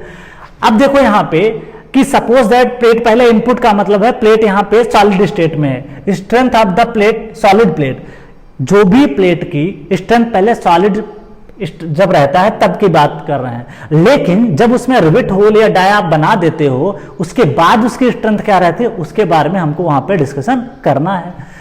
तो देखो यहां पे क्या है कि minimum of P S and PB and PT, लेकिन जनरली हम लोग क्या करते हैं, जब पहले रिवेट नहीं थे तो प्लेट सॉलिड थी, लेकिन आपने क्या किया, जो प्लेट थी उसमें आपने क्या कर दिया, होल कर दिया। जब प्लेट में आप होल कर दोगे तो स्ट्रेंथ ऑफ द प्लेट क्या हो जाएगी, कम हो जाएगी। इसका मतलब यह हुआ कि हम लोग पीएस और पीबी से मतलब नहीं रखते हैं, सिर्फ मतलब जो रखते हैं वो प्लेट की टेंसाइल स्ट्रेंथ से मतलब रखते हैं। किससे, प्लेट की टेंसाइल स्ट्रेंथ से। अब प्लेट की यहां पे अगर टेंसाइल स्ट्रेंथ की बात कर लें, पीएस और पीबी को क्यों नहीं लेते, क्योंकि पहले जो है प्लेट थी, तो प्लेट में आपने क्या कर दिया, रिवेट होल जब किया तभी जाकर के प्लेट की जो स्ट्रेंथ थी वो कब क्या हो गई, कम हो गई। इसीलिए हम लोग क्या करते हैं, tensile strength of the plate को कंसीडर करते हैं। इस चीज का ध्यान रखें। दूसरी बात, अब यहां पे हम लोग समझते हैं कि क्या हो सकती है प्लेट की टेंसाइल स्ट्रेंथ। अभी हमने क्या पढ़ा था, पीटी इजकल टू, अगर बात करें ए नेट इंटू, आपको पता है A net into sigma eighty, और पीटी क्या बात कर लेते हैं, that is a gross into sigma AT. Clear. अब देखो दोनों केस में सिग्मा एटी, दोनों केस में क्या है, सिग्मा एटी है, लेकिन आप ये बताओ कि इसमें से जो मिनिमम होगा, मिनिमम उसको आप स्ट्रेंथ ऑफ द जॉइंट बोलोगे, तो मिनिमम कौन सा होगा, ये ज्यादा होगा या ये ज्यादा होगा, ये वाली वैल्यू ज्यादा होगी क्योंकि इसमें ग्रास एरिया है, और ये क्या है आपका जब नेट एरिया होता है, नेट एरिया क्या होता है, हमेशा कम होता है किससे, ग्रास एरिया से। आप क्या देखोगे, जो grass area is greater than क्या हो जाता है, ए नेट। ए नेट की अगर हम बात करें यहां पे, तो आप देखोगे सपोज दैट कि मैं क्रॉस सेक्शन को ले रहा हूं, तो यहां पे पीटी जो हमारा हो जाएगा वो A net into sigma AT. तो इफिशियंसी अगर आप देखोगे तो A net into sigma AT divide by solid strength की प्लेट की बात करें तो solid strength of solid plate, strength of solid plate वो क्या आएगा, ए ग्रॉस आएगा इंटू सिग्मा एटी आएगा। ए ग्रॉस को लिख सकते हो B into T into sigma AT. Clear. अब यहां पे बात कर लेते हैं B into T into sigma eighty, ये कैंसिल आउट हो जाएगा, 100 से मल्टीप्लाई भी कर सकते हो। अब आप ए नेट को अगर आपको निकालना है तो सपोज दैट आप कोई क्रिटिकल सेक्शन मानोगे, सपोज दैट मैंने जो क्रिटिकल सेक्शन मान लिया, सपोज दैट कि यहाँ पे 1 मान लिया। अभी मुझे पता नहीं कितने बोल्ट है, लेकिन मैं यहाँ पे मल्टीप्लाई कर रहा हूँ। 1 बोल्ट मैं मान लेता हूँ कि इसमें 1 रिवेट है। तो इस तरीके से अगर आप देखोगे तो बी माइनस, अगर यहाँ पे देखोगे B minus into D upon into T करोगे, डाई होल करोगे, divide by B into T, इससे कैंसिल आउट हो जाएगा। तो जो वैल्यू निकल के हमारी आएगी इफिशियंसी की, efficiency is equal to B minus dia of hole divide by this is the B. ये आंसर आपका 100% इंटू इफिशियंसी परसेंटेज में निकालना होगा, तो ये फार्मूला हो जाता है। एसएससी जेईई में कई बार ये पूछा गया है कि बी माइनस डी एच अपान बी। ठीक है, ध्यान रहे कई बार ऑप्शन में बी माइनस डी अपान डी कर देगा, बी माइनस 2d कर देगा, समथिंग करेगा, लेकिन आपको ध्यान देना है कि वो पैटर्न कैसा दिया है। 2D कब होगा? जब उसने क्वेश्चन में बताया होगा कि एक लाइन में 3 बोल्ट हैं या 2 बोल्ट हैं, उस तरीके से आप उसको कंसीडर कर सकते हो। सपोज दैट कि बोल दिया कि ये डायग्राम है और आपको निकालना इफिशिएंसी है, तो आप क्या करोगे, इस सेक्शन को क्रिटिकल मानते हुए आप इसको कट करोगे, तो इस लाइन में 3 बोल्ट आएंगे तो आप यहाँ पे 3 का सब्ट्रैक्शन करोगे। अगर मान लिया यहाँ पे 2 आएंगे तो आप 2 का सब्ट्रैक्शन करोगे, 1 आएगा तो आप 1 का सब्ट्रैक्शन करोगे। तो आप यहाँ पे देख सकते हो, अगर मुझे जनरलाइज फॉर्म में लिखना हो, जनरल फॉर्म में, तो आप इसको n टाइम कर दीजिए। अगर ज्यादा इसमें मान लेते हैं n टाइम है तो आप इसको मल्टीप्लाई करके लिख सकते हो -n टाइम। यहाँ पे भी अगर आप लिखना चाहोगे तो आप n time into dia of this कर सकते हो। तो अगर मान लिया 1 रहेगा तो आप 1 सब्ट्रैक्ट करोगे, 2 रहेगा तो आप 2 सब्ट्रैक्ट करोगे। तो यहाँ से आप देख सकते हो कि जो वैल्यू आएगी, suppose that efficiency is equal to b minus n into D H divide by क्या करोगे, b करोगे। मान लिया n इज इक्वल टू 1 है तो इफिशिएंसी आएगी b minus D H divide by b। दूसरा अगर मैं बात कर लूँ, 2 बोल्ट उस लाइन में रहेंगे, n इजकल टू 2 होगा तो इफिशिएंसी आएगी b minus 2 into D H divide by b into 100। तो आप उस प्रकार से इसको इफिशिएंसी कैलकुलेट कर सकते हो। क्लियर? ठीक है, तो जनरल फॉर्म था। अब मान लेते हैं कि सपोज पर गेज लेंथ के लिए निकालना हो, तब हम कैसे निकालेंगे उसके लिए थोड़ा सा देख लेते हैं इफिशिएंसी। ठीक है, नेक्स्ट अगर हम बात करें तो पर गेज लेंथ के हिसाब से अगर इफिशिएंसी निकालना हो, यहाँ पे डिस्कशन हम लोग करते हैं पर गेज लेंथ के लिए। यहाँ पे इफिशिएंसी आपने क्या देखा, पीटी मिनिमम, या ऐसा बोल सकते हो strength of solid plate, strength of solid plate पर gauge length, per gauge length. ठीक है, उसके बाद strength of the joint, strength of the joint per gauge length, per gauge length. Same phenomena, अभी तक जो b माना था उसको मैं g मानूंगा। यहां पे आप देख सकते हो कि जो डिस्टेंस है या तो p मान सकते हो या इसको g मान सकते हो। तो आप देखोगे कि ये जो वैल्यू हमने कंसीडर किया था, सेंटर टू सेंटर g माना था, तो आप देखोगे कि जो स्ट्रेंथ आएगी g minus D, general form में कितने वहां पे आ रहे हैं, n into D H divide by into T into sigma A T divide by G into T. ये ग्रास हो जाएगा, जी इंटू टी करोगे तो उसका ग्रास एरिया या उसकी सॉलिड प्लेट की जो स्ट्रेंथ रहती है पर गेज लेंथ हो जाएगी, इंटू सिग्मा एटी से जब मल्टीप्लाई कर दोगे तो आपकी वैल्यू निकल जाएगी। सिग्मा एटी से कैंसिल आउट, टी से टी कैंसिल आउट, तो फार्मूला आएगा G minus N time D H divide by ji.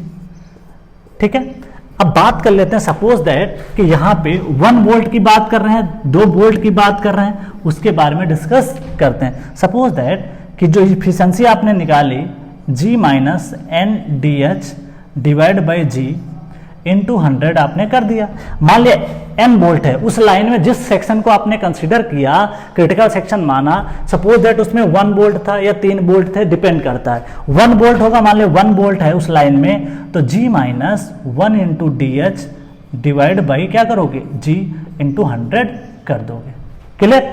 2 volt होंगे, उस हिसाब से आप वैल्यू को कंसीडर कर सकते हो। तो इस तरीके से हम लोग उसको निकाल सकते हैं। और मान लिया कई बार एग्जाम में आप देखोगे गेज की जगह पे पिच भी दिया होगा, क्या दिया होगा, पिच भी दिया होगा। तो आप क्या कर सकते हो, इसी वैल्यू को जो भी गेज की जगह पे अगर मान लिया पिच दिया होगा, तब भी इफिशिएंसी आप लिखोगे P minus D H, P minus general form P minus N into D H divide by P into 100।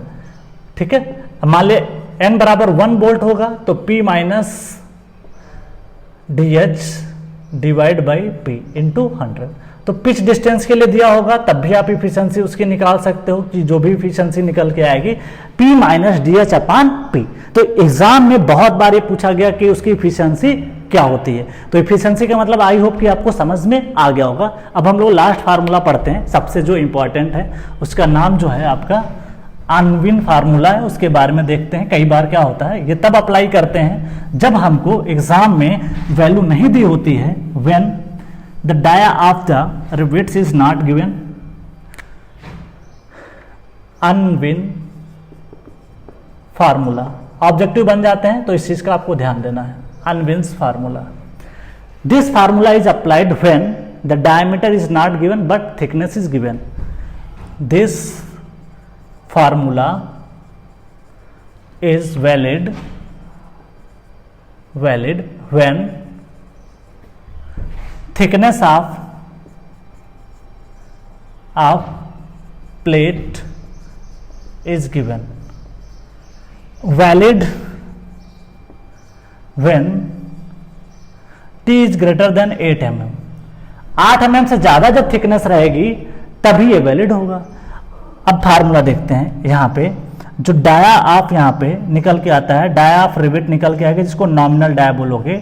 Nominal, this is the 6.01 bracket में टी मिनिमम. ध्यान दीजिएगा, दो अगर मान ले प्लेटें हैं वहां पे, तो जिसमें से कि जो मिनिमम प्लेट की थिकनेस होगी उसको आप कंसीडर करोगे. तो ध्यान दीजिएगा, T is the minimum thickness. जो यहां पे वेयर, ध्यान दीजिएगा, वेयर बहुत इंपॉर्टेंट है. टी जो रहता है, टी मिनिमम, वो mm में रहता है. किस में रहता है? मिलीमीटर में रहता है. और जो डाया निकल के आता है, डाया जो नॉमिनल डाया आएगा, नॉमिनल, वो भी किस में निकल के आता है? mm में निकल के आता है. लेकिन कई बार एग्जाम में क्या होता है फ्रेंड्स कि यही फार्मूला, अनविन फार्मूला, आपके एग्जाम में चेंज करके देता है, सेंटीमीटर में देता है. तो सेंटीमीटर में जब देगा तो अब उसको कैसे सॉल्व करोगे, उसके बारे में थोड़ा सा हम लोग इसके देखते हैं कि कैसे उसको कंसीडर हम लोग करते हैं. देखिए, यही चीज अगर मान लिया सेंटीमीटर में हो, नॉमिनल इक्वल टू, तो 1.91 अंडर रूट 2 मिनिमम. ठीक है, यहां पे जो डी नॉमिनल आएगा वो सेंटीमीटर में आएगा. किस में आएगा? सेंटीमीटर में आता है. नेक्स्ट अगर बात करें, जो टी मिनिमम आपने ले रखा है वो भी किस में रहता है? सेंटीमीटर में. तो आपको थोड़ा सा यहाँ पे ध्यान देना है कि एग्जाम में उसने क्या पूछा है. यहाँ पे जो थिकनेस है उसको बोलते हैं टी मिनिमम. ठीक है, तो 1.91 अगर आपको लगाना है तब आपको ध्यान देना है कि ये जो वैल्यू है, यहाँ पे जो थिकनेस होती है वो सेंटीमीटर में होती है. तो उसका जो डायमीटर है वो भी किस में निकल के आता है? सेंटीमीटर में. नहीं आपको विश्वास है तो आप इसको ऐसे भी याद कर सकते हो, सपोज दैट कि this is the value in centimetre. अब आप एक ये बताइए कि इसको प्रूफ भी कर देते हैं. प्रूफ करने के लिए हम ध्यान देते हैं प्रूफ. देखिए, यहां पे जो टी है अंदर किस में है? सबसे पहले मैं लिखता हूं 1.91 ब्रैकेट. क्लियर? ब्रैकेट के बाद अगर आप देखोगे तो यहां पे जो टी है किस में आप रखना चाहते हो? सपोज दैट टी अभी सेंटीमीटर में है, टी मिनिमम ये किस में है? सेंटीमीटर में है. और आपको पता है कि 1 सेंटीमीटर में कितना होता है? 10 mm होता है. तो आप क्या करोगे? यहाँ पे 10 का मल्टीप्लाई कर दोगे. अब इसको बाहर लोगे, 1.9 रूट 10 की वैल्यू आप बाहर निकाल लीजिए. और जो टी मिनिमम आप लिख रहे हो ये आपकी किस में हो जाएगी? mm में हो जाएगी. अब आप यहाँ पे देखोगे, जब इसको मल्टीप्लाई करोगे 1.91, इसकी वैल्यू होती है 3.17 के आसपास या 16 के आसपास. और टी मिनिमम आप सॉल्व कर लोगे, यहां से निकालोगे तो 6.01 into under root T minimum निकल के आ जाता है. अब ये डेटा जो आएगा वो आपका mm में आएगा, डाया mm में आएगा, थिकनेस mm में आएगी. लेकिन जब ये फार्मूला अप्लाई करोगे तो वहां पे जो भी थिकनेस लोगे वो सेंटीमीटर में कंसीडर करते हैं. तो आप देखिएगा, ये फार्मूले पे भी एसएससी जेईई ने क्वेश्चंस पूछ रखे हैं. मेंस में भी जब आप लगाओगे तो वहां पे कई बार इस फार्मूले की जरूरत पड़ेगी. कई बार क्या होता है कि डायमीटर डायरेक्टली नहीं देता है, तो आप क्या करोगे? अनविन फार्मूला लगा करके नॉमिनल डाया निकाल लोगे. और जब डाया होल या ग्रास डाया निकालना होगा तो उसी हिसाब से ऐड कर लोगे. ये आपका 24 से कम है, 24 से ज्यादा है, उस हिसाब से आप एडअप कर सकते हो. तो इस तरीके से हम लोग क्या किए? डबल कवर बट जॉइंट के बारे में एनालिसिस किए. इसके बारे में हमने यहाँ पे देखा, इसकी कितनी एफिशिएंसी हो सकती है, इसमें नंबर ऑफ रिबिट्स क्या हो सकते हैं, उन सब के बारे में हमने डिटेल में पढ़ा. अब जो हमको देखिए, इस पे जितने भी क्वेश्चंस आएंगे हम लोग क्वेश्चंस भी करेंगे, ऑब्जेक्टिव और कन्वेंशनल क्वेश्चंस भी सॉल्व करेंगे. इसके अलावा अभी हम लोग एसेंट्रिक कनेक्शन भी अभी बाकी है, उसके बारे में डिटेल में पढ़ेंगे, जो कि मेंस में काफी ज्यादा इंपॉर्टेंट है. तो फ्रेंड्स, आज के लिए इतना ही. Thank you all of you and happy learning.